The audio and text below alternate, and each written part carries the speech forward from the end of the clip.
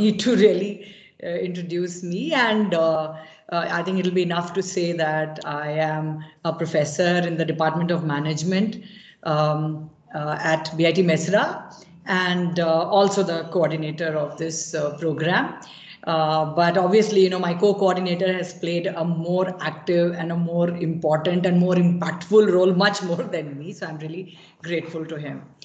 Okay, so I know that this being the final day of this faculty development program, and it was the whole day long, fifth day, last session. So I know you must be, really, really tired of having gone through so many sessions, sitting at your desk, and especially if it is in the physical setting, there's still a lot of activity, and although it's the mind that works more, but still, because of that physical interaction, it's more engaging, it's more interesting.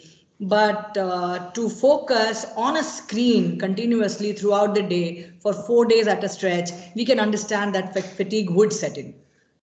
So we will try to make this an interactive session. I will invite your views, because the point of view that I'm going to present, my point of view today, I'm sure there will be many of you who may not agree with it. So please feel free to raise your hand. Don't even raise your hand, just switch on your microphone and speak. Please speak your mind. Right. So we have what I thought was this session. There's nothing new that we are going to discuss. I'm going to try and present a bird's eye view of the main theme of this FDP, which was based on design thinking, outcome-based education, primarily these two, and digital learning, which is actually one pedagogy that you use, right? So primarily we will focus on the connect between digital learning and outcome-based education. Okay, and we'll see where, so I will be using terms and expressions and words which you would have already heard over the last 4 days of deliberations by different experts, except my own bits and pieces here and there. That is what will be added. And I invite you to join me in the deliberations, please.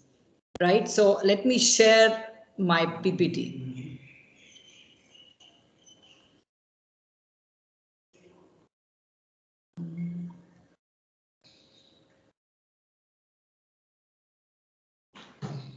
Right. So I hope you can see my PPT. Is the slide visible?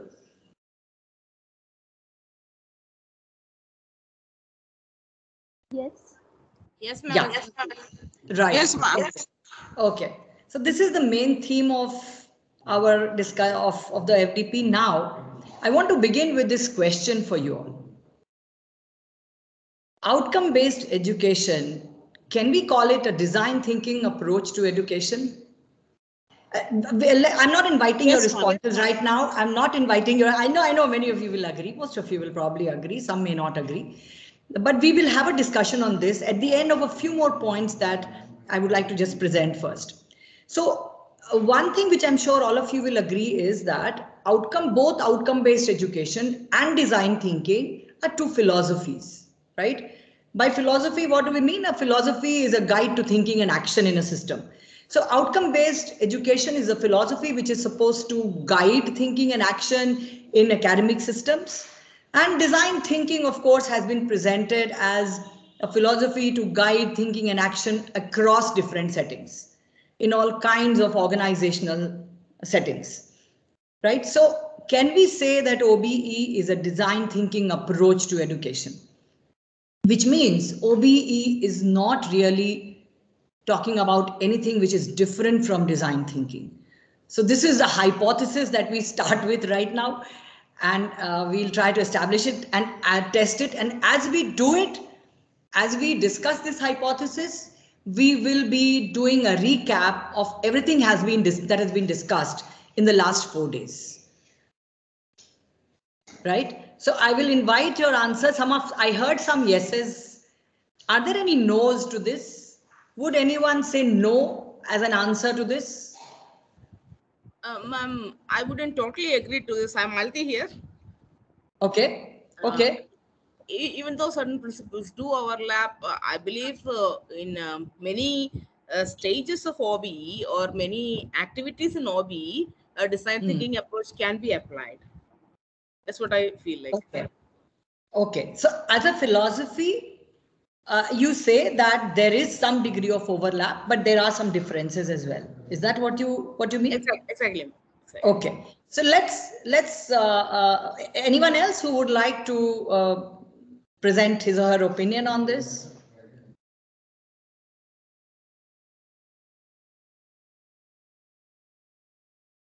Right. So thanks for your responses. I heard a yes also earlier. Now let's look at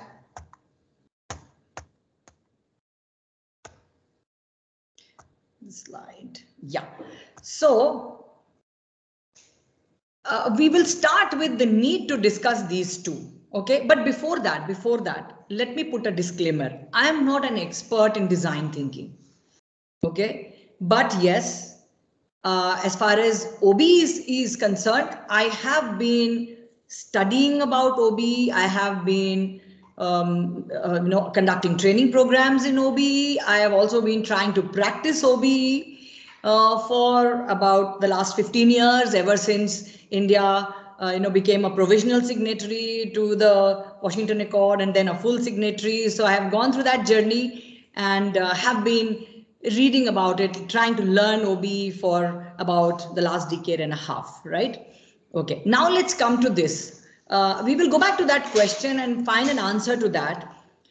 But this is one question which, also I thought we should at least mention here.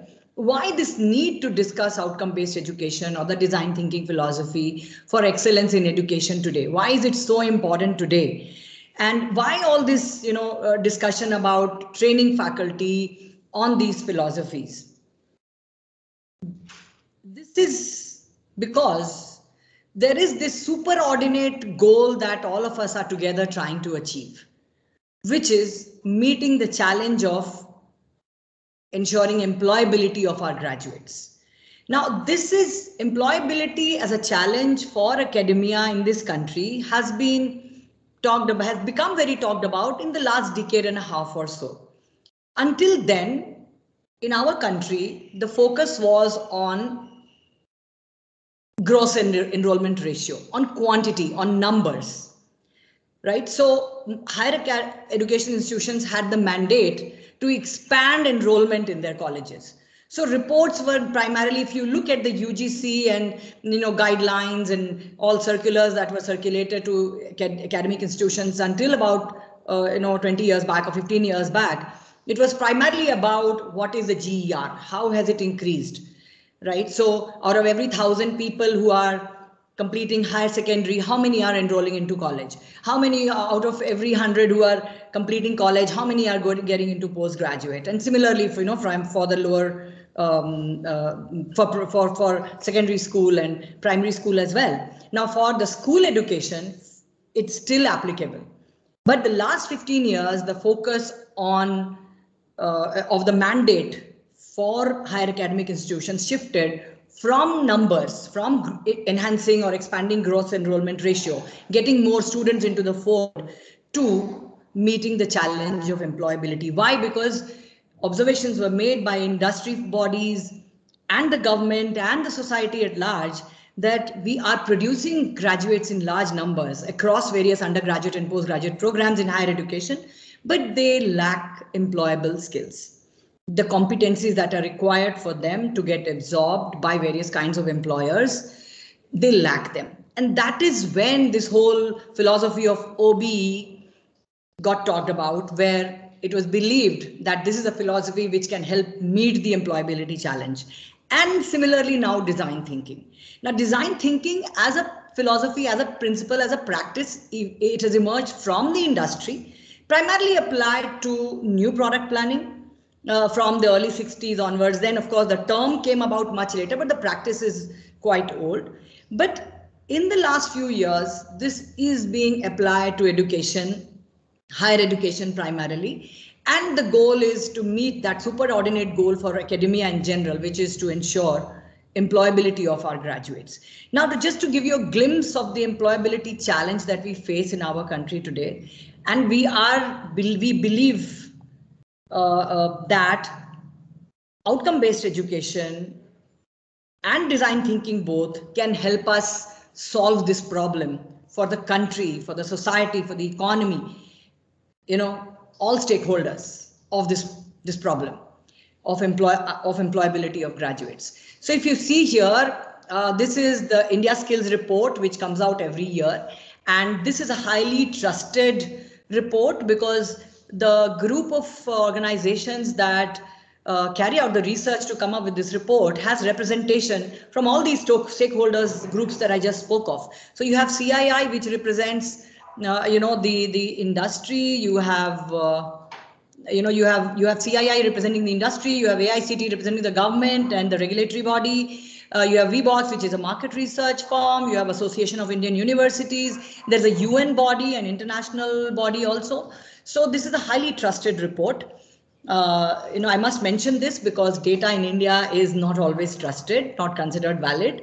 Okay, so if you look at the figures here, it's as per the 2020 report, it's only 49% of the BTech that were considered employable, and the numbers are the percentages are quite dismal everywhere. Now, I also looked up the recent 2021 India Skills Report, and here the story is also very sad. In fact, it has gone down everywhere, naturally because of the pandemic and digital learning, which we had to shift to. So obviously we can see the impact that employability has suffered further because of the pandemic and the shifting from the offline to online education primarily. Right. So which means employability is a challenge. The reason why we are discussing the main theme of this FDP is because we believe that this problem of ensuring good employability of our graduates can be solved if we follow the philosophy of outcome-based education and/or / digital learning. Okay. We started with the question that can we say that OBE is digital learning approach to education, right? Now we are saying the reason why we are talking about both those philosophies is because we want to meet this, to solve this problem, this superordinate problem that that academia today faces in our country, especially higher education, especially higher technical education.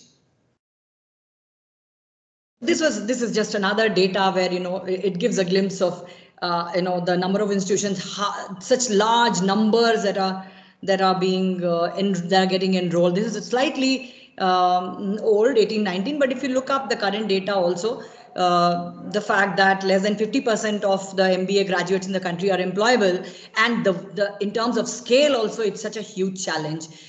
This is something which should be a matter of concern for all of us who are in academics today. And that is why let's discuss OBE, let's discuss digital learning and try and solve this problem of employability of our graduates. Right now, in order to answer that question of whether we can consider OBE the design thinking approach to education, we must do a recap of the basics of OBE, the philosophy of OBE, and the basics of the philosophy of design thinking. So here again, I'm sorry we are not interacting right now because I just wanted to present my point, but feel free if anybody wants to add something to what I said or disagree with me, please feel free to to speak out. So do you consider this as an important challenge that we face? And do you also believe that OBE as a philosophy or design thinking approach as a philosophy could help us solve that problem? May I? Yes, ma'am. Yes. Right. So we are on the same page on this. Right? Yes, ma'am. Yes, ma'am. Yeah. So now then let's go back to Yes, do you want to say something, Arvinder? Madam? Madam, it is just that we are very happy listening to you right now, because I mean, such a experienced faculty who has been dealing in outcome-based education. Compared to you, my experience is quite little, so I'm very happy. So I'm happy it is not an interactive session, though you are very open about it. But just now, No, I'm happy listening to you. right. I'm equally happy talking to you, and see, a faculty is a learner through his life. So experience Yes, is irrelevant here. I'm also yes, here to learn. I want to learn from your views on the theme that we are discussing today. Right. So sure. please feel free to speak out your mind if you want to, right? Yes, ma'am. Yes, ma'am. Yeah. Okay. So now if we have to do a recap of what are the fundamentals of outcome-based education as a philosophy, this is, see, this philosophy was given by Spady as recently as 1994, and this is how he defined it. Okay, so he said it means clearly focusing and organizing everything in an educational system. We are all part of an educational system around what is essential for all students to be able to do successfully at the end of their learning experience. So he tried to bring focus on from understanding and appreciation of concepts to the ability of the students to demonstrate that understanding. So he said that our job as faculty does not end at making a student understand a concept, appreciate a theorem. What matters is what will he be able to do as an outcome of that learning. Okay, so therefore, learning outcomes according to the hymn had to be defined in terms of what the student should be able to do. I'm sure all of us here would know that. I mean, you must have gone through the NBA accreditation process, or would be following outcome-based education. So this is what Spady did. It was brilliant suggestion on him. He tried to make academia more accountable, because the moment you try to measure an outcome of learning in terms of what the skill or what competencies, what capabilities a student is able to demonstrate, the learning becomes more measurable. It becomes more specific. If I say understanding, to measure understanding, which is a very abstract phenomenon, is difficult. But when it comes to understanding a theorem and applying it to solve a mathematical problem, he will be able to solve it. Then that solution, if he brings, that's a more measurable outcome, more specific outcome. So he tried to make the academia more accountable, and that was the whole goal. Okay, and therefore we see the connect between accountability of academia, measurable accountability of academia, and employability. So when the student is able to do things, it is evidence of the fact that he will be able to do it at his workplace as well, or maybe as an entrepreneur, he will be able to do things, right, after having understood whatever he has studied. So this is just a recap of what OBE philosophy says. And another phrase which I consider very important in this definition is educational system. Everything in an educational system has to be aimed at finally trying to achieve the learning outcomes for the student, trying to ensure that the student is able to do certain things after having read it. So this requires designing the educational environment.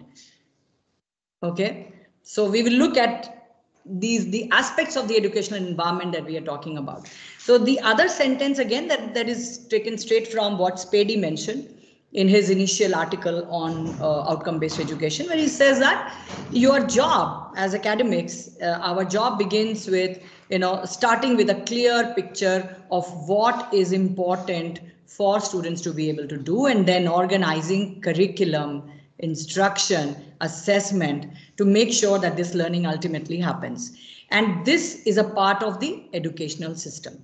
The curriculum, the instruction, the assessment, which means the pedagogies that we design, the assessment tools that we design, the labs that we design, even the playgrounds that we design, the living spaces for the students, the whole physical setting, everything has to be aligned with the goal of ensuring that we present an environment where the student is able to do certain things successfully once he graduates from a program. He's able to exhibit those learning outcomes. So this is what is the basic philosophy of outcome-based education. Now, if you want to have an outcome-based system, if in my organization, if I'm a B school offering an MBA program, or if I am an engineering college that is offering a BTech in computer science program, I will define learning outcomes of the graduate first, and then for me to be successful in ensuring that those learning outcomes are met, again, this is just another way of putting what Spady said, developing a clear set of learning outcomes, define the learning outcomes. What will your graduate be able to do after having completed that BTech in computer science? And then establish conditions, opportunities within the system that enable and encourage all students to achieve those essential outcomes. This is the challenge or the problem that we are solving on a day-to-day basis in an academic system. The challenge of defining the learning outcomes right, then the challenge of creating an environment, creating a system, designing a system which offers enough opportunities and encourages students to achieve those learning outcomes which are measurable, which are specific, which are demonstrable skills, attitude, and competencies of students, right? So we are all problem solvers actually in academia. We are solving this problem. We are trying to satisfy this need of various stakeholders, okay? Hence, learning outcomes of learners should be used as a measure of success. So how do you measure the success of an institution? Based on whether my learners, my graduates, the BTech computer science or the MBA, he's able to learn the outcomes that we want him to learn at the end of having completed a particular program, right? So these are the basics. This is just another way of putting the same thing. Self-explanatory slide. Okay, would anyone want to add something to explain the characteristics, the key characteristics of OBE, or what are the fundamentals of this philosophy of outcome-based education?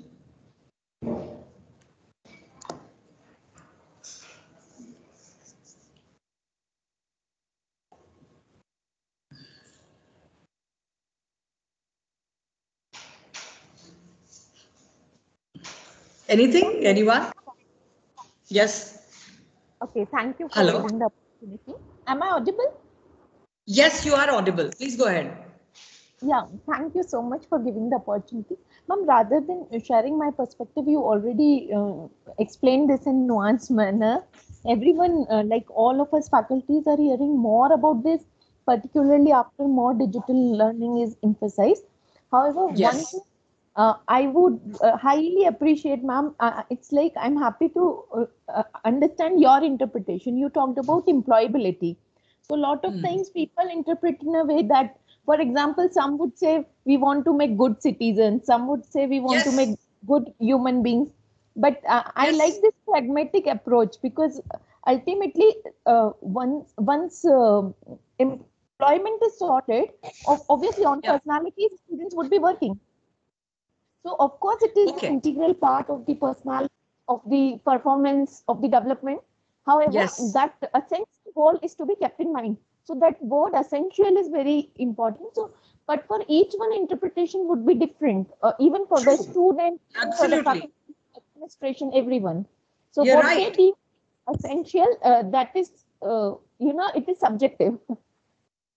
Okay, so what you are saying is that the learning outcome that we may want to, the way we would like to define our learning outcome may differ from one institution to the other, one program to the other in the same institution. This is what you're trying to say, right?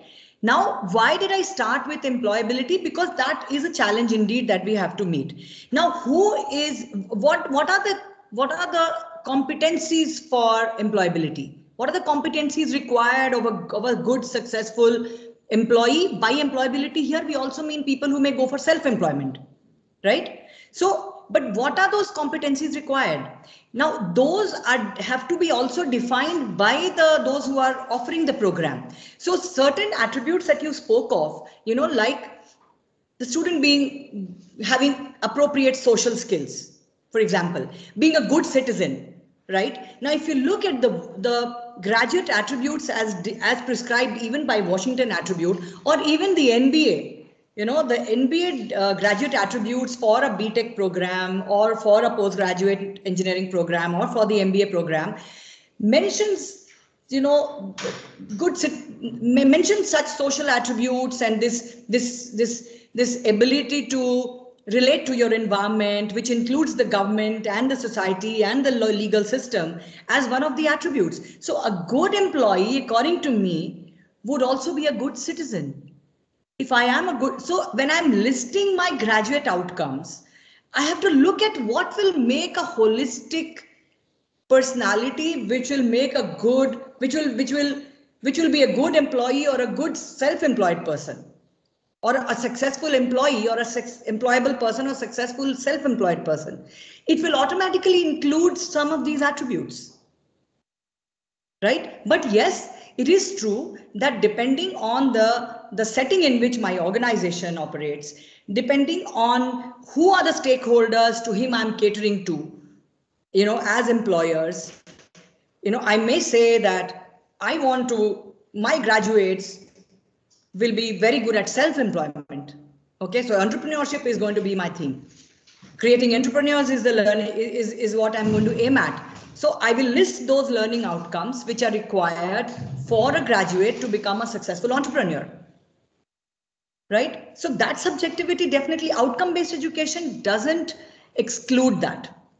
I started with the employability challenge. Why? Because finally in higher education particularly, whether it is in humanities or sciences or technology or business management, finally we want these students to seek employment or self-employment. The employment could be as a researcher, as a scientist, could be as a corporate person, a lawyer, or whatever. But then if I am a part of academia in the higher education, I cannot completely ignore my responsibility of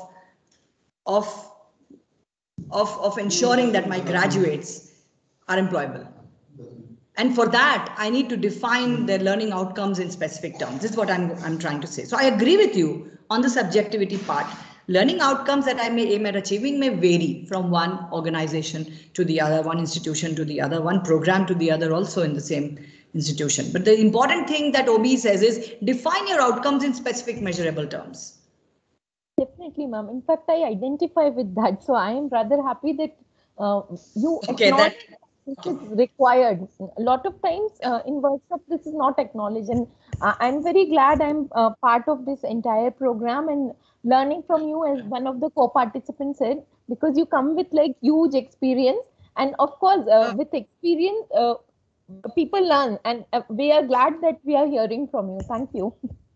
So I'm so glad that I'm able to hear to you all, and I would like a few others also to speak and let me know what they feel about this proposition, right? So this is how we can summarize what OBE is. Now, how to develop outcomes? The OBE philosophy recommends, again, consultation with all stakeholders. Who are the stakeholders of higher education? All these. So in designing our systems in the educational environment, we need to consult them because it is their needs that we are trying to satisfy. We are trying to solve their problems, right? And what OBE says is, you talk to them, understand them, then define learning outcomes.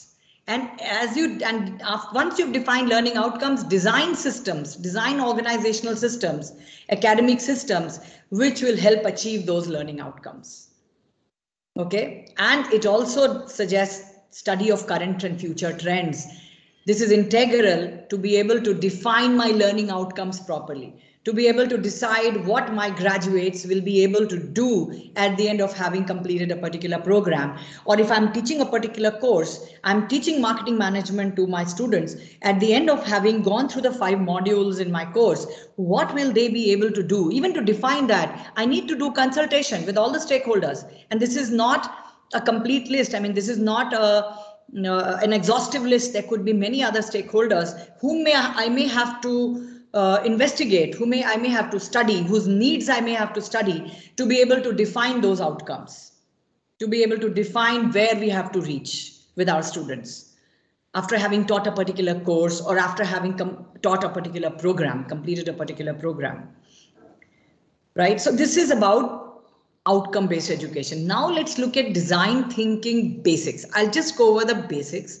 And this is based entirely on what the speakers over the last few days discussed, regarding design thinking. So I've picked up words, phrases from their discourse, right? So OB as a philosophy, we did a recap of that. Now a recap of design thinking, and I'll invite you to please assist me in presenting this in complete form. Okay, I've tried to just focus on the key aspects of this philosophy, just the important, focus of design thinking process, design thinking philosophy. Now, I think all the speakers mentioned this, and even in literature, you all must have read that this everywhere is mentioned as a very human-centered approach. That's a very important phrase. That always comes, right? So human-centered approach, where does it find application? Where you have to solve complex problems. And this problem may have multiple stakeholders. So wherever there are complex problems faced by organizations, systems, we can apply design thinking to solve that problem. And while you solve it, one has to have a very human-centered approach.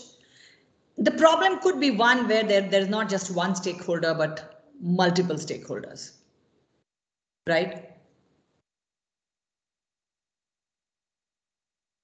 It begins with understanding your audience. By audience, this again is, for whom am I trying to solve the problem? Who is going to gain? Whose problem is it?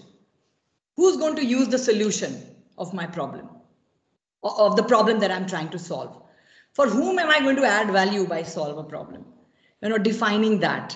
So defining your stakeholders, which I think the experts mentioned. And then developing solutions or ideas based on what they need, or rather what they need, rather than what I want to create. So I have a problem is defined. It's not that I'll sit at my desk, imagine things and come up with a solution. I have to offer solutions for somebody. So define the problem from the perspective of the audience, design the solution for this audience, and not what I think is the best solution. Not doing what I want to create, right? See, actually, this is related to the origins of this philosophy of design thinking. I'm sure the experts would have referred to this, that, the design thinking philosophy primarily evolved because in the era where technology was evolving very fast. And actually, design thinking as a term came about much later. But as a practice, this started in the late 60s sometime. That was a phase where technology was evolving very fast, and you had a spate of new innovative solutions, innovative products that were launched. And they were very successful for some time. But then there came a phase where we found that very innovative products, highly innovative, highly augmented products were failing. And it was so. Innovation is important. Innovation and creativity are important, and they are integral to design thinking, because the solution that we have to design have to be innovative. And we have to apply creativity to be able to design them. but it doesn't have to be innovation or creativity for the sake of innovation. Not innovation and creativity for the sake of that, but innovate to satisfy a need. Innovate keeping in mind who my audience is and what do they expect. What is the problem that we are going to solve for them or her? Right? You want to say something? Someone? Oh, I think mistakenly somebody's got unmuted.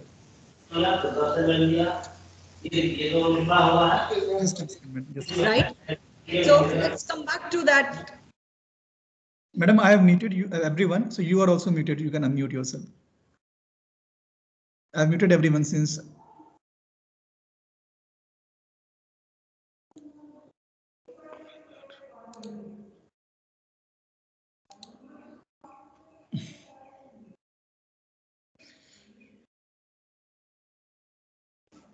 Ma'am?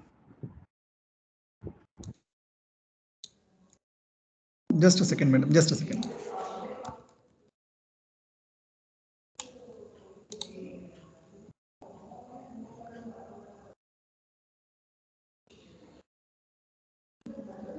Muted myself. No. Yes, madam. No, I will open my. I mean, it is okay. It is working. We can hear you. Yeah, I know. So I am just trying to go home. I'm sorry. I should have done a shift F5. Yeah. So this is where we were.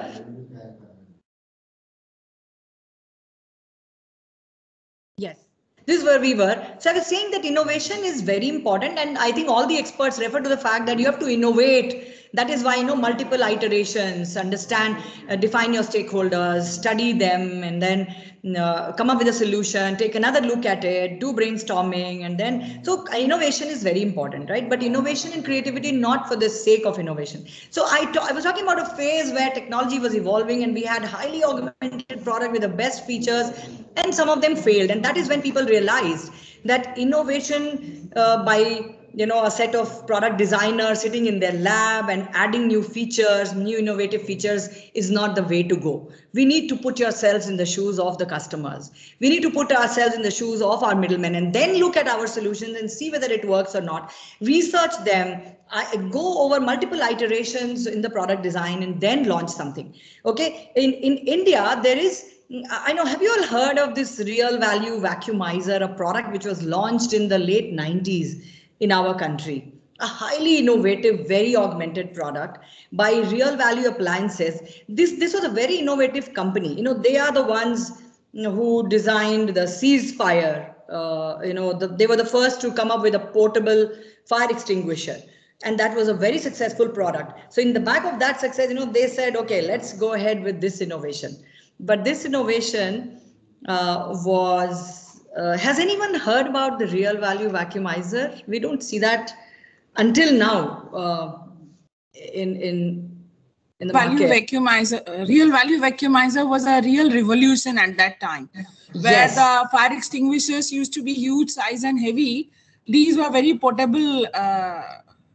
Yeah. Sorry, Okay. they were very portable. Very Yeah, portable. so maybe I was not able to explain myself.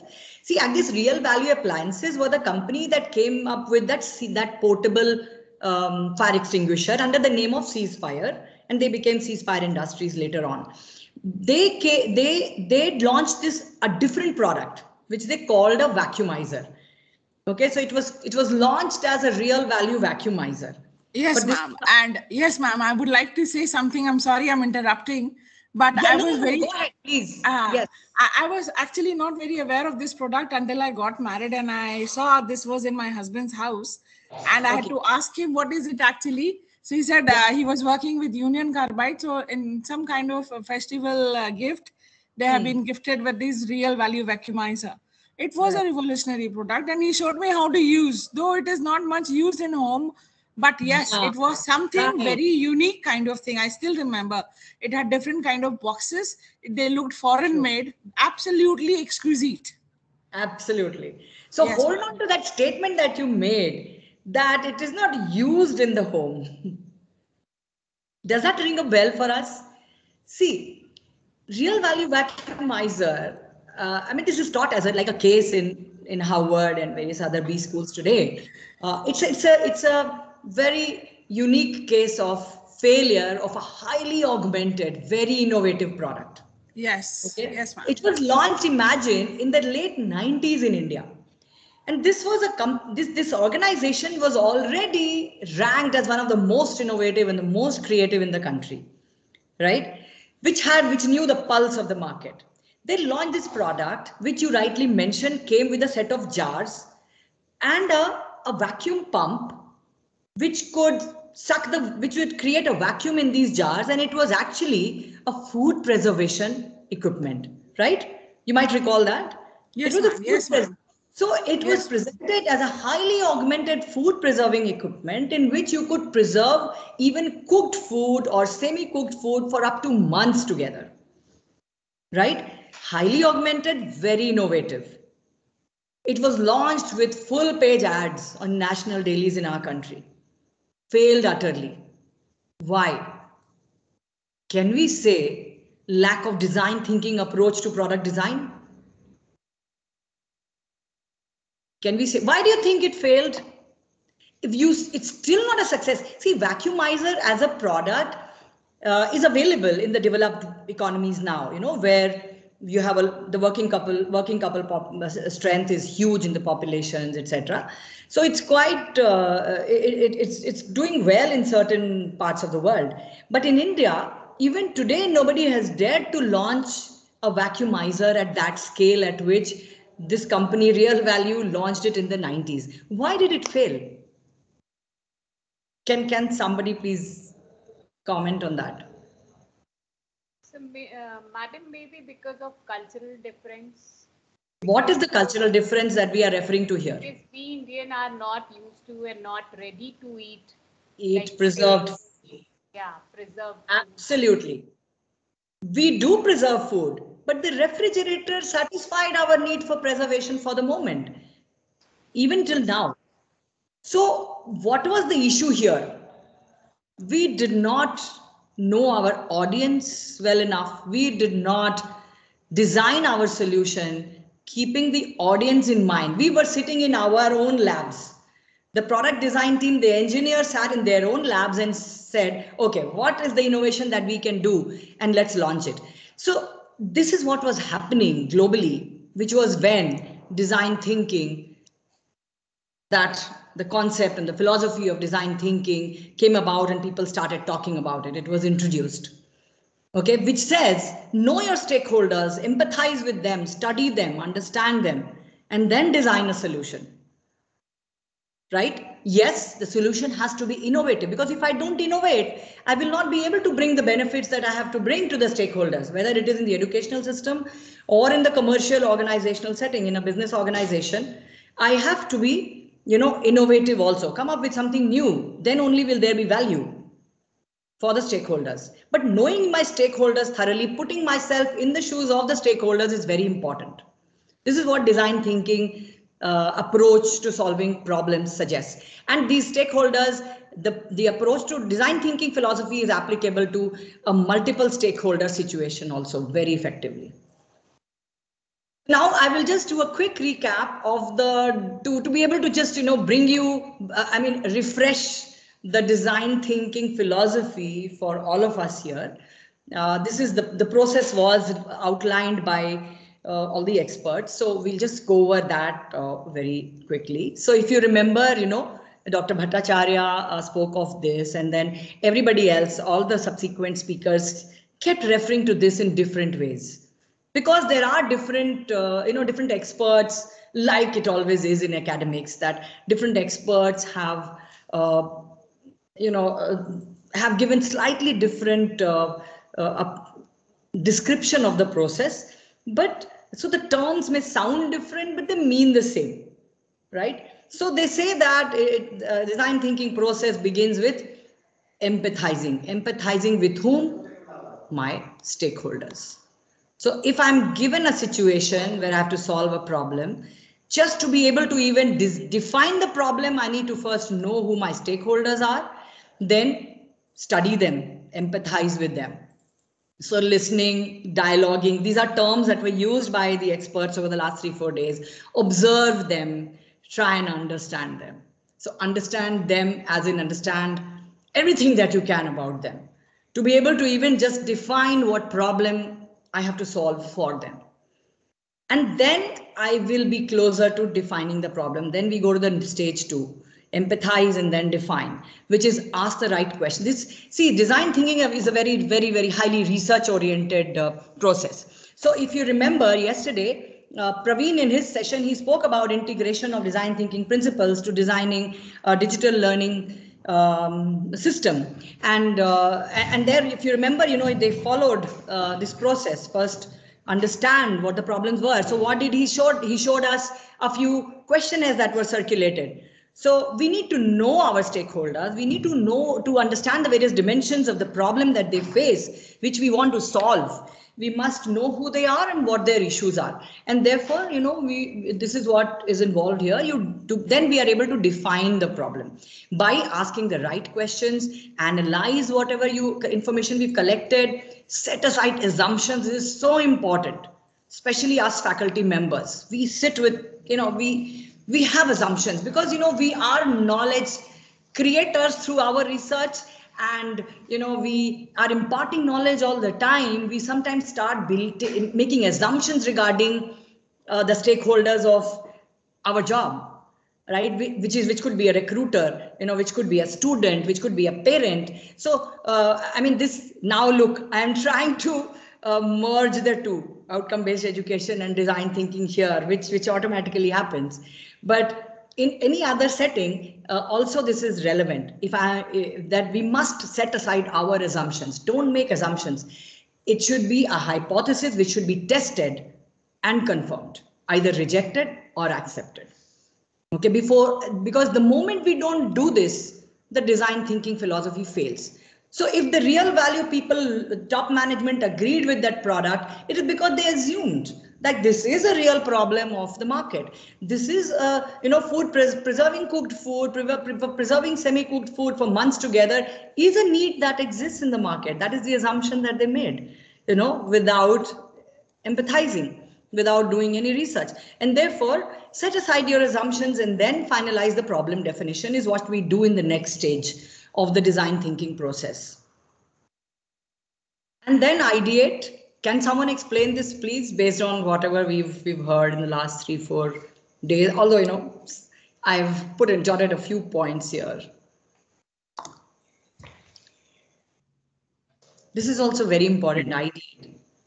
Please, somebody help me elaborate this. Excuse me, ma'am. Yeah. Yes, please go ahead. Ma'am, your slides are not moving, ma'am.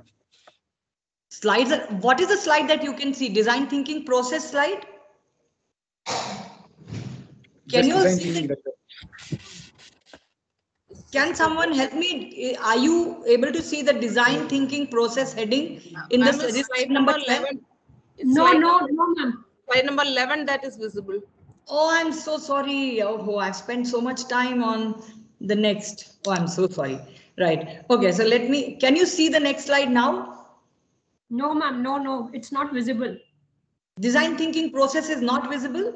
No, ma'am. It's just design thinking. It's the first slide that is visible. Slide number 12 is not visible to you, is it? Yes, ma'am. It's not visible. Okay. The slide is not moving, ma'am. Okay, let me share it again and see. Let me see where the problem is. I will stop sharing and share it again. I hope that will help. Okay. F5. Shift F5. I forgot again. Okay, can you see this? Design thinking process? Yes, ma'am. Yes, ma'am. Now Yes, ma'am, it's there. Now you can see how much I had scribbled while I spoke. And I was, Yes, ma'am. these are the challenges. Yeah. So design thinking process. Okay. So now can you go over what I had said earlier, that stage 1, as suggested by Dr. Bhattacharya, and also Professor Sarup mentioned this, and even Ramakrishnan sir. You know, what they did was, like I told you earlier, that there are different versions of the process as given by different experts, but they all mean more or less the same thing. So it begins with empathize, which is about listening, dialoguing, observe, understand, right? So understand whom, stakeholders. So define your stakeholders first, and then stakeholders mean whose problem am I going to solve? Who's going to be the user of my solution? Okay, who is going to be affected by my solution? For whom I'm going to add value through my innovative design that I'm going to present, innovative solution that I'm going to present. I have to identify them and empathize them, which is listening, dialoguing, observing, understand. This is what experts spoke about last 4 days. And then the next step is define the problem. So to define the problem, we need to do research. And that is this when I gave you the example of Praveen's presentation yesterday, where, you know, it was about integrating the design thinking approach to designing a digital learning system, which means define your stakeholders, which were students and family members and all those, and the organization, understand their needs, and then based on that design. But what is very important here, which I would definitely want to highlight, is set aside assumptions. I spoke about that earlier, so if you can just go back to that. Setting aside assumptions is very important, particularly for us faculty members. But in any setting, if I want to follow the design thinking approach to solving a problem, I cannot make assumptions. I can make assumptions with a basis, but those will be my hypothesis, which I should test before I go to the next step in the process. I should test those hypotheses that I've made regarding the problem of the stakeholders, because we are still at the stage, we are nowhere near the solution. This is only about defining the problem, defining the need of the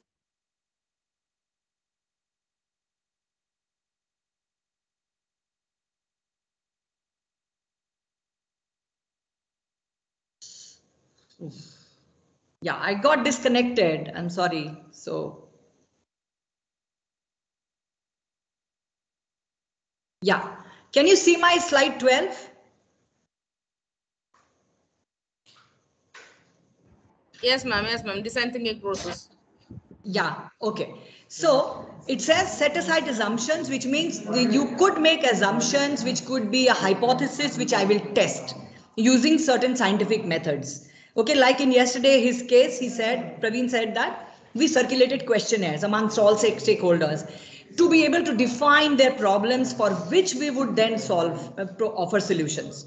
So that's the next step. Okay, and this is followed by ideation. So this is where I was before, I realized you all told me that my slides were not visible. So can someone explain this ideation stage in the design thinking process?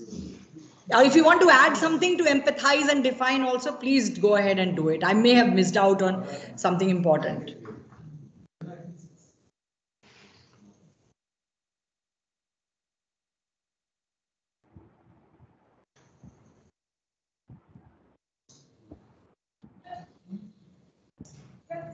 Yes, no one?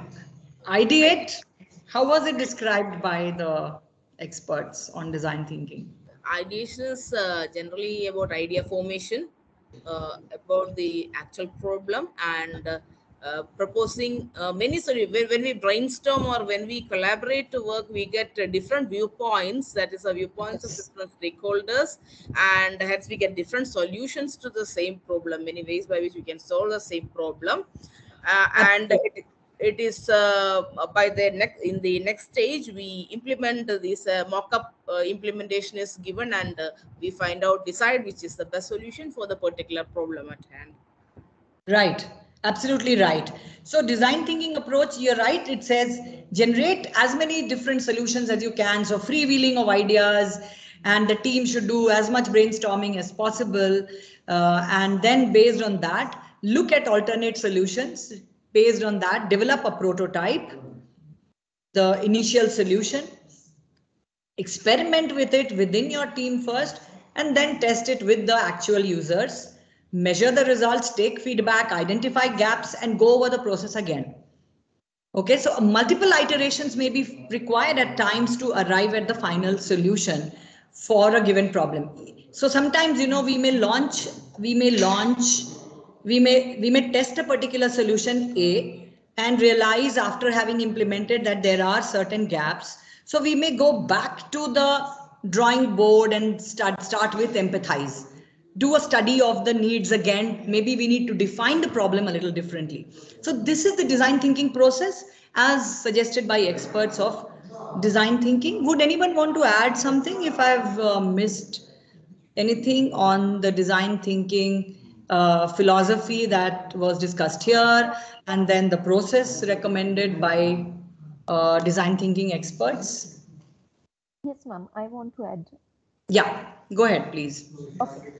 So one thing, as my co-participant mentioned, and as you explained, that each step has to go chronologically. So at empathize stage itself, first thing is deconstruction of the problem. So general approach is working within the terms of reference, working within the problem stated. And in design thinking, we at that stage itself challenge the whole idea and deconstruct. Good. Very good. Perfect. Yes, the deconstruction is so important. And this is very important in the educational setting, particularly because things are evolving so fast. It is true of all settings. You know, we are in a very dynamic world today. So we must deconstruct and then, you know, start with listening, dialoguing, observing, understanding, after having, of course, identified the stakeholders of the problem that we are trying to design a solution for. Yes, good, nice, thank you. Anything else that I may have missed, which you think is important and needs to be present? See, we are trying to do a recap of whatever we've done over the last 4 days to be able to see the connect between OBE and design thinking a little more closely.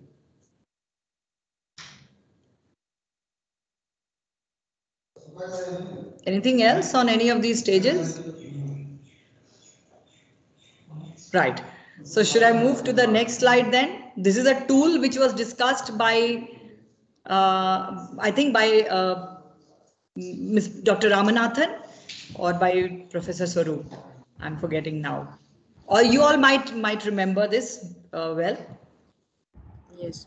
Customers, identify who your customers are. Then there will be actors, right? And there will be a transformation. You have to, it is all done in a setting, a worldview, be conscious of that. There'll be certain owners of the solution. You'll be working with environment constraints. So this is another tool that, you know, while you implement the process, these are another aspects which have to be taken care of. Would anyone want to add something to this, please, for our benefit? CATWO is what it is referred as.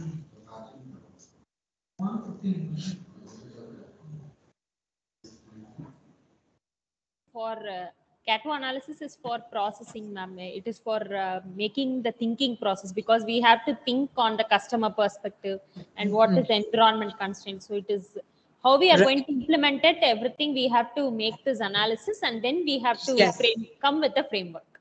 Yes. So the CATWO helps through this process, isn't it?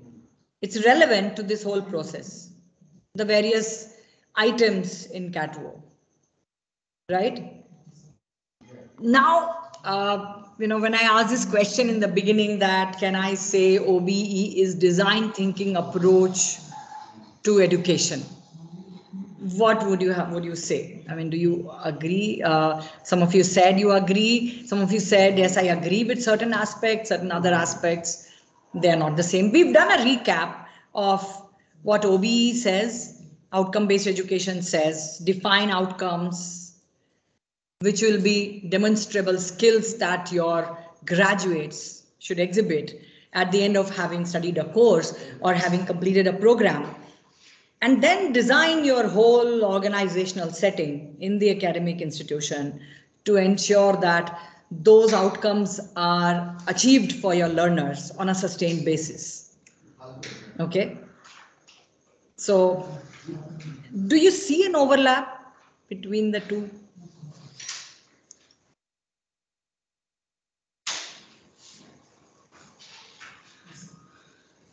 I'll quickly present the comparison that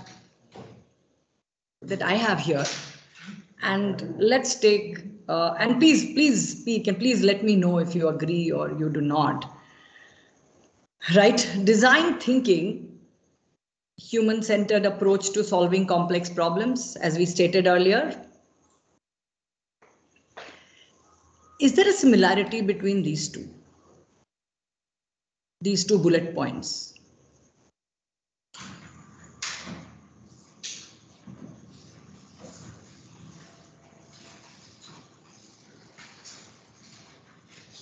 Is there a problem that is referred here also? Ma'am, actually human-centered approach and outcome, it is based on the student, because based on the customer, that is, they have to be satisfied. What for they have joined this curriculum or course, it has to be satisfied. I think they both are interlinked. So human-centered here also, are we trying to solve a problem? Student to be able to do certain things successfully. We have to ensure this, we have to achieve that goal in the organizational setting. Yes, that is the goal to be achieved. Yes, it is the goal. It is a goal that we have to achieve. It's a need that we have to satisfy, can we say? So this complex problem here is also actually we are looking at a need of institutions, organizations, systems.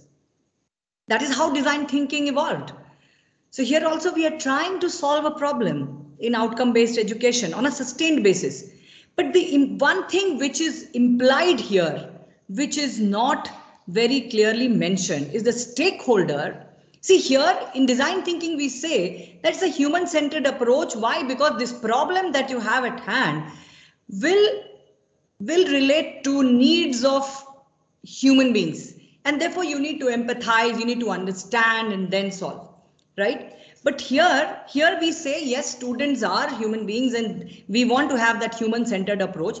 But the stakeholders are not just humans here, not just these students.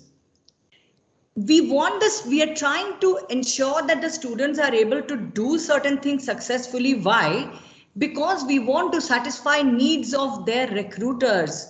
We want to satisfy needs of their parents. We want to satisfy needs of the society at large, where the workforce should be skilled and employable and the economy should grow. We are trying to satisfy the needs of people in the government. So there are a lot of stakeholders that are implied here. If we are able to ensure that our students graduate with certain demonstrable skill, knowledge, aptitude, competencies, then it means that we are trying to solve a problem for all these stakeholders, which means when it comes to defining what they should be able to do, we have to understand all these stakeholders. We have to empathize with all these. So it's a very, very complex problem. So we are all problem solvers.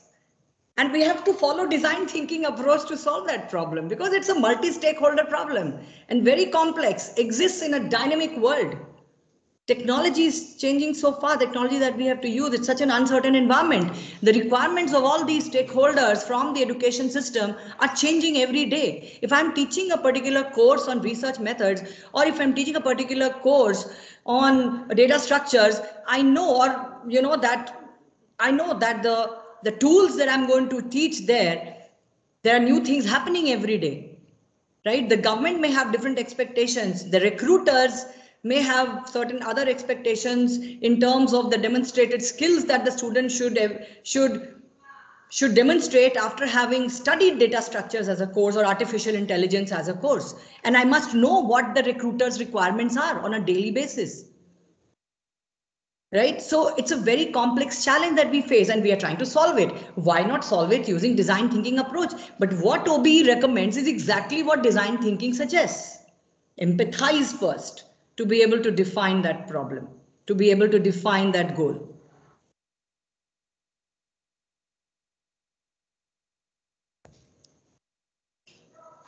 these 2 bullet points. I've taken directly, this is what Spady has said about design thinking, and this is what, I don't know, Lewin is the name of the person, and there are others also who've given similar definitions for design thinking. Understand your audience, whose problem you're trying to solve. Develop solutions or ideas based on what they need rather than what you want to create. So teach what I need to teach, not what I want to teach. Teach the way that it is ought to be taught, rather than teaching the way I would want to teach. So curriculum design, pedagogies, lab design, even in the physical setting of a classroom or a seminar hall, all that has to cater to ensuring that we achieve that goal of our graduates graduating with the requisite competencies which they can demonstrate, which we have defined in the very beginning. So here also, it says start with a clear picture of what is important for your students to be able to do, and then organizing curriculum. These are the solutions that we are talking about here. Curriculum, instruction methods, assessment tools, even the physical settings in which learning happens, the technologies that you use in the learning process, all that has to ensure that the student learns what these stakeholders expect him to learn and demonstrate, including the student. The student is a very important stakeholder, but so are their recruiters, their parents, the society at large, and the government.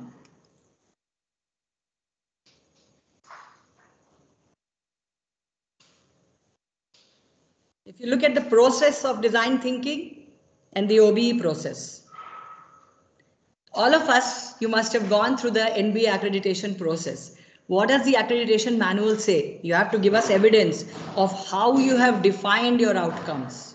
You cannot sit at your desk and say that my BTech in mechanical engineering will be able to do this. No.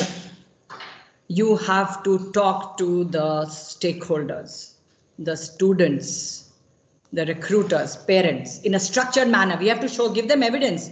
The accrediting team, the auditors, when they come, they want to see evidence, which means the OBE process recommends that consult with the stakeholders before you define what should be the learning outcomes that you should aim at achieving with a group of students, with a group of learners. But yes, it will vary. BTech mechanical engineering program outcomes in BIT Mesra are different from the learning outcomes that BTech mechanical engineering in IIT Delhi may define it as. It will differ, right? But the important thing is that the learning outcomes should be defined. I must know who are the stakeholders, for whom am I creating these graduates, for them to be self-employed, for them to be good citizens as well, and along with it, multiple learning outcomes could be defined. And the program will ensure that all those learning outcomes are met. But to define those learning outcomes, I must understand my stakeholders, know what they expect from when a recruiter recruits a BE mechanical engineering from my college. He can look at the program outcomes and he will know that, okay, if I recruit a graduate from here, he'll be able to do this. Okay, and because I have talked to the recruiter before designing those outcomes. So that is what design thinking approach to problem solving says, that you must empathize and then define the problem. Any comments, any differences of opinion? I would welcome that, please. Or something that you would want to add. Ma'am, I think from these comparisons you have given up till this time, the 3 points, what I feel is like OBE is a very special or specific, context-specific case of design thinking where the beneficiary is the student. Yes, that's right. It's only applicable in the academic setting. But design thinking is pervasive. It's everywhere. Even to solve our day-to-day problems, we can apply design thinking as an approach. So design thinking is a broader concept. That's why I said, can we say OBE is design thinking approach to managing education? This is what my question was. Yeah, OBE, obviously, yes. So OBE is obviously, yes, it's applicable only in the educational setting. Design thinking has is a philosophy which can guide thinking and action to solve problems of all kinds at all places. Whether it's the government or whether it's the, our day-to-day personal life also, this approach will help. It's a brilliant philosophy, pervasive, absolutely. Right? So here also we say ideate. So once we've defined the learning outcomes, there could be different solutions. So you'll often find, in the board of studies meeting, there are differences of opinion. Somebody will say, let us keep these courses as core and only these as professional electives. Somebody will say, no, this PE should become a core. Why? Because this is the program outcome that we are trying to achieve. So, ideation, brainstorming is very important even here. Develop curriculum. Now, it's not just about curriculum. See, I have taken currently, the way we are looking at it right now is the superordinate goal of an organization or a program, even on a day-to-day basis. If I have to say, design a pedagogy, I have to decide, okay, I have to teach this topic. Okay, I have to aim at achieving this learning outcome number 3 for my students. What kind of teaching method should I use? Should I go for the lecture method? Should I go for project-based learning? Should I go for active learning? Should I go for a combination of these? Should I only use a case and do it? This choice should also be based on this approach of design thinking. I must look at who's the stakeholder, what the constraints are, define the problem, do ideation, look at alternate methods, design a prototype, maybe test it a little bit and then apply it.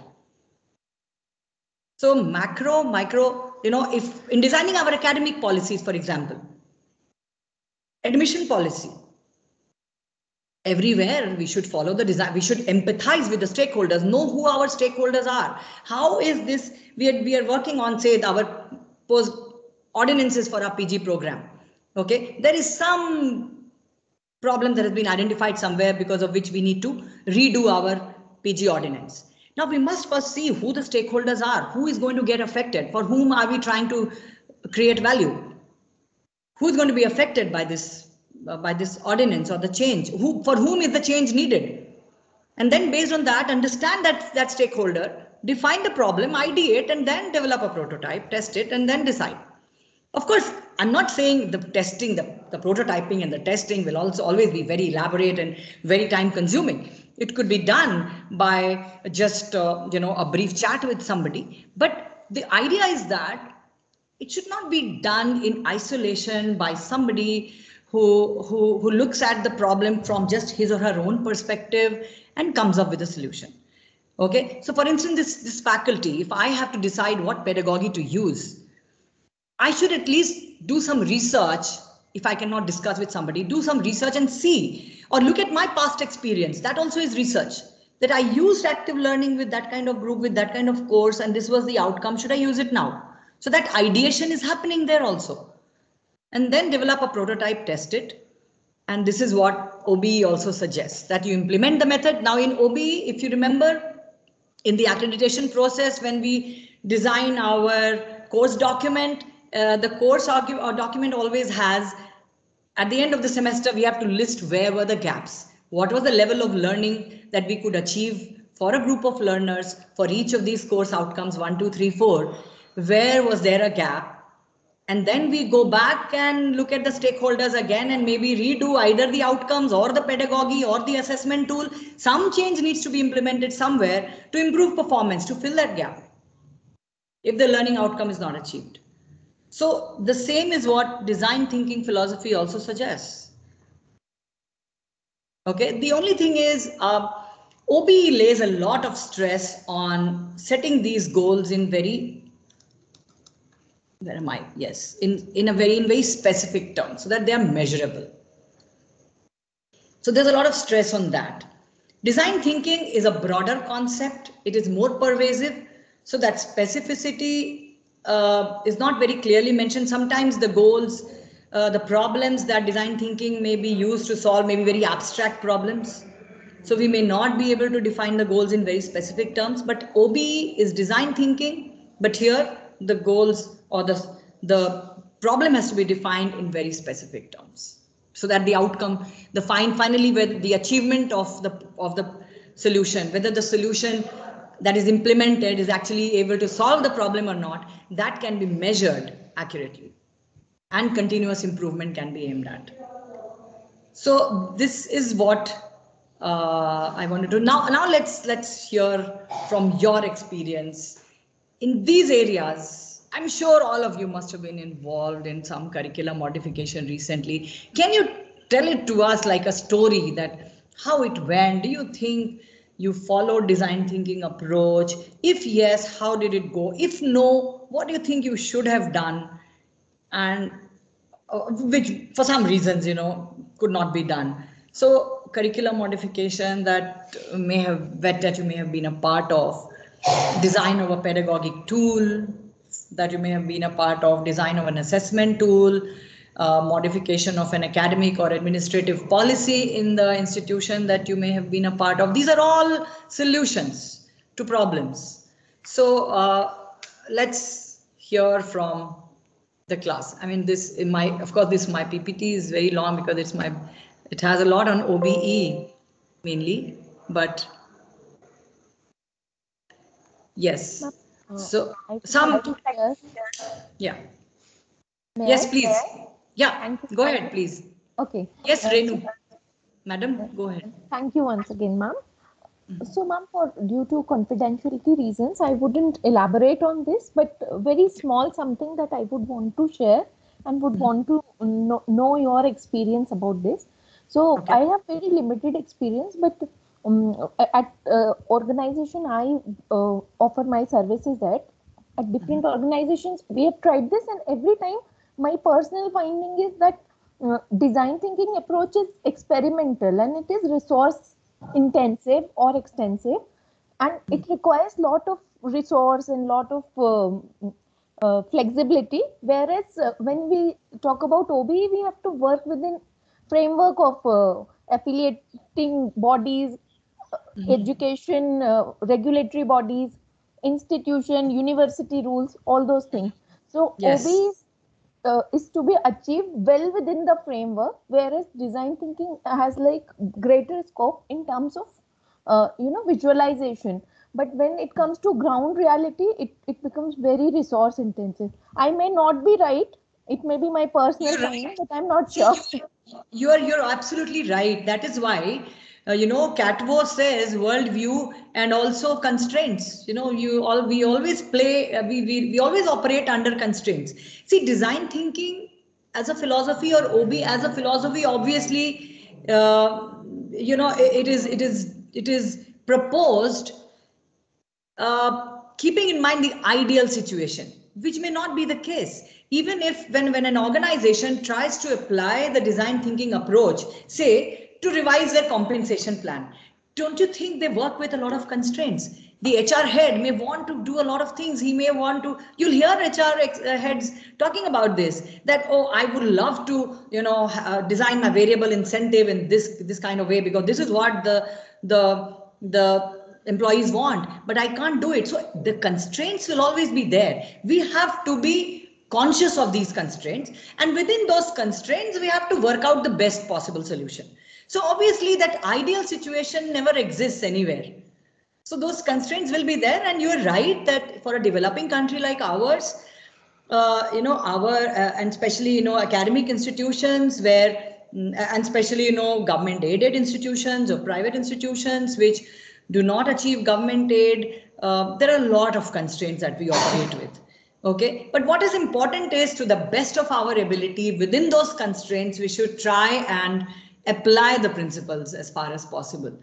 There are, you're right that sometimes we feel we are inhibited by certain regulations proposed by the regulatory bodies, right? But they also have their own reasons why they have those in place. So we have to work within constraints. Even design thinking, even at home, if you're trying to solve a problem, you may want to first empathize and ideate and test something and then implement. But it's not always feasible because of the constraints. So in the best of organizations, there will be constraints. Nobody has unlimited resources. Resources are limited. If nothing else, time as a resource will be limited for certain organizations, the most successful ones also. So within those constraints, I have to apply the philosophy and get the best out of it, the most cost effective. Yes. Other thoughts, please, from your experience of implementing, of designing a solution in your academic environment, and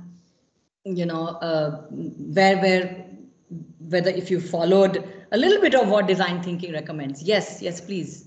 Actually, yeah, good evening, ma'am. I think. Yes, go ahead. When you go for curriculum modifications, ma'am, now we are going for, because when we were starting, we were there in the result oriented. Now we have been shifted to outcome based.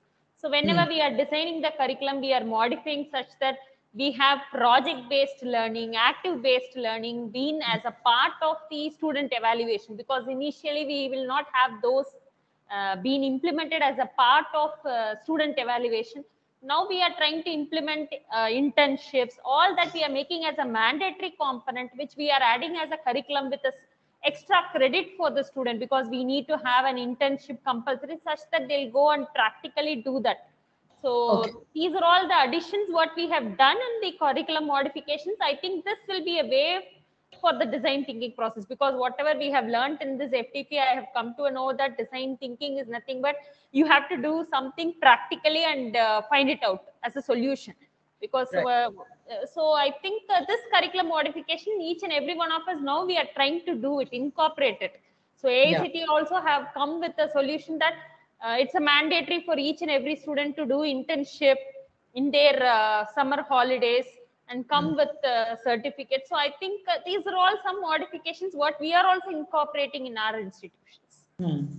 Right. So if you go over what you just said, you've identified, you've catered to the requirements of quite a few stakeholders, starting from the regulator, AICTE, to the students themselves, their recruiters, the industry who's going to recruit them. So you've looked at their requirements, and based on that, you must have come up with different alternative ways, whether to put it in the first semester, in the first summer, or the second summer, or whether to give them a semester break where they would just be doing internships. So different ideations, brainstorming ideas, freewheeling of ideas must have come onto how to incorporate the internship component in your curriculum.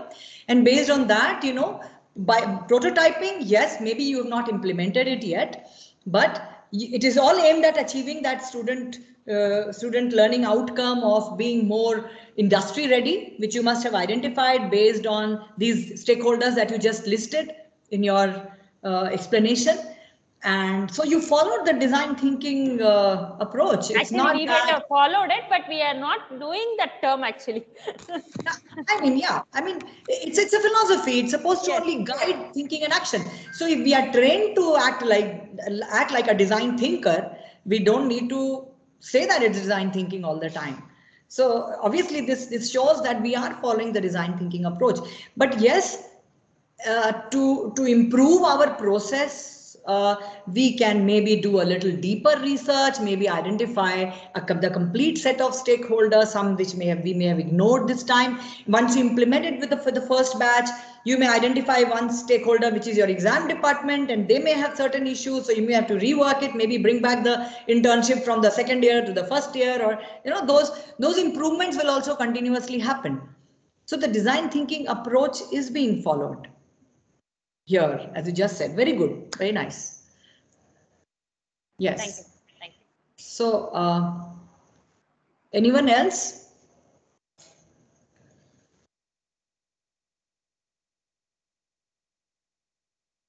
Please share some of your experiences of implementing solutions at the workplace. Okay. So should we then wind up now for the day and for the week? Because I'm sorry, I had not stopped presenting until now. Okay. So should we then conclude then, or if anyone wants to? Yes, sir. You want to share something? Dr. Raju? Yeah. You're on mute, sir. No, you have elaborated each and every aspect. Okay. of design thinking and curriculum aspects. Right. Okay. So should we then conclude the FDP as such? Okay. So I will thank all the participants, and then Praveen also can formally do that. All the participants, all the resource persons, all our students who helped us in putting this together, in organizing it, the press for giving very good coverage to our event, our Vice Chancellor and the rest of the people in the administration who also facilitated us in making this possible. So thank you. Thank you, everyone, and hope to see you sometime in another program, all of you. Definitely, And a madam. big Looking thanks. forward to. It was And a big thanks to really you, madam. flawless organizing. It was very well conducted. Not a single session went without a delay. There was no delay. In fact, everything was in place, and we were very convenient, very comfortable. Even the exam was very thought out. And a big congratulations to all the organizers in your Department of Management at BIT Mesra, and special thanks to Dr. Shraddha and Dr. Praveen. Thanks a lot, ma'am. Looking forward to more programs from your side. Sure, sure. We will come up with more. Yes. Thank you, ma'am. Thank you so much. Somebody else has raised. Yes, well conducted. In a most the sessions are also well planned, and the resource persons are so very resourceful there. That is the reason why we enjoyed a lot during the 5D FDP, particularly the design thinking and the curriculum aspects and all that. So all the doubts have been cleared from different people. Okay. Thank you to one and all. Yes. There's a hand raised by someone ST else. Basu 20. Yes. Please. Yes, please. You are on mute, sir. You're on mute, sir. I cannot hear you. Again on mute. Yes. Is it Praveen? Is it something? Can you unmute him from your end?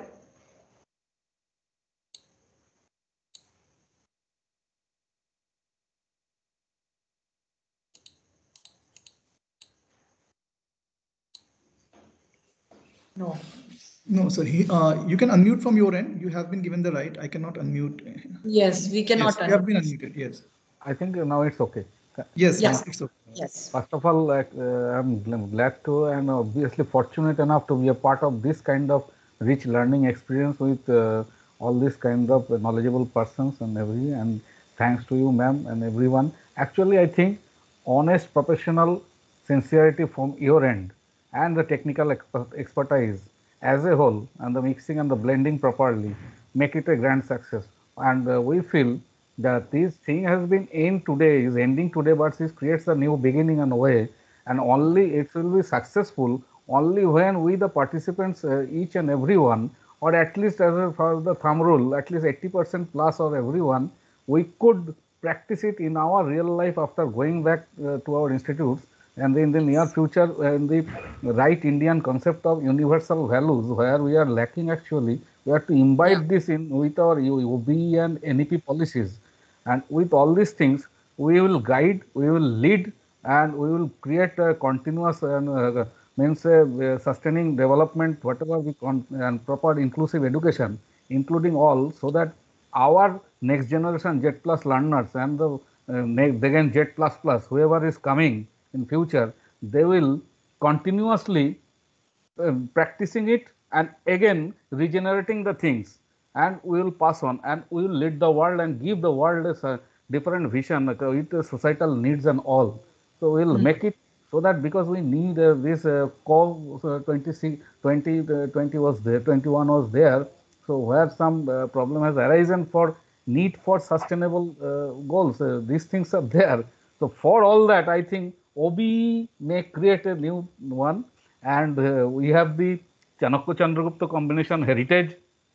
We have Shivaji Dadaji Kandadev heritage, and obviously Akbar and your say mentoring kind of thing, Bairamkha, that heritage we are bringing, and so many things are there in our India. And Ramakrishna, Swami Vivekananda heritage in these cases. We can talk about Rabindranath and Tagore and your Mahataji, this kind of heritage. So we can take those examples everywhere. Design, obviously, at that time the word design thinking was not probably there, but they have practiced it in their way, and they got succeed. And these are the things. Maybe politics, maybe something else, wherever. But now we have to deal it with in our real life and different ways. Say management, technical educations, teacher education, whatever be the case in all spheres. Let's see how much we can from my small side and small fry in this is in the means the tiniest one of the tiniest particles in this universe. Let's see how we can integrate the whole things. Thank you all. Thank you all the participants, and thank you for me. We learned rich learning as well. Let's how to apply, and then your actually that success will come when we will reach it, and you will also get the feedback. Yes, somewhere we have the participants, they are doing something else, and they are also interacting with us. And I feel obviously the team responses, the Sivastava and you, in the late night hours, they are means recognizing our answers in through WhatsApp and email, whatever be the cases. So means probably we will interact in way, and Earth now it is actually global. So connectivity obviously will be there. We will make it. Let's see. Thank you all. Thank you. Thank you, Ma'am. Thank you. Thank you. Thank you. Yes. Someone wanted to. There is still a hand raised. Oh, that is off. I've just lowered it. Yeah. Yes, ma'am.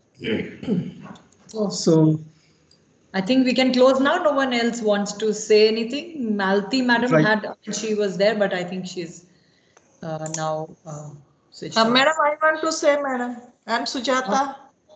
Yeah, go ahead.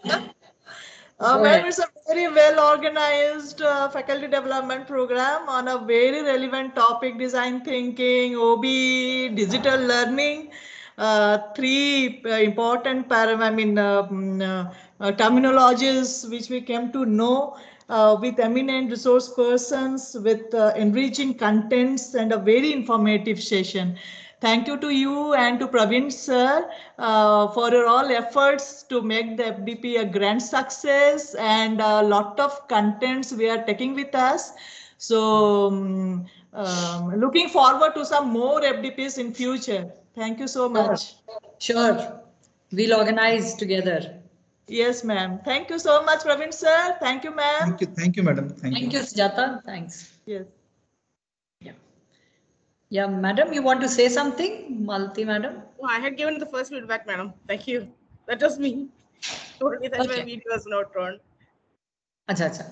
Yeah. Okay, madam. Okay. So with that note, we are bringing the end to this wonderful FDP, but it goes unsaid. That means we have to thank madam. Thank you so much, madam, for conceptualizing this and bringing it into the ground.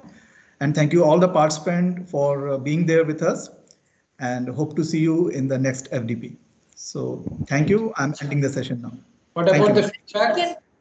People can fill up the feedback now. Once we will upload the attendance, that is 1 hour from now, 1.5 hours, you can start giving the feedbacks. In the Atal portal only? Yes, the Atal portal.